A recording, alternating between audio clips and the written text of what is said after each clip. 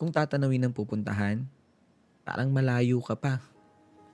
Kung lilingunin ang pinanggalingan, malayo ka na.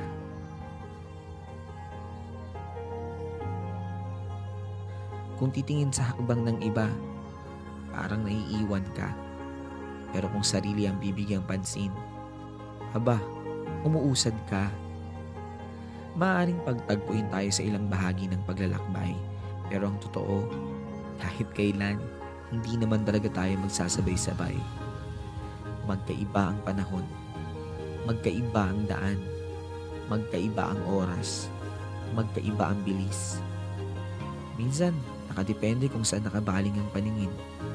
Pero isa lang ang sigurado, kahit mabagal, kahit pahinto-hinto, kahit nakakapagod, kahit nakakahapo, sa huli,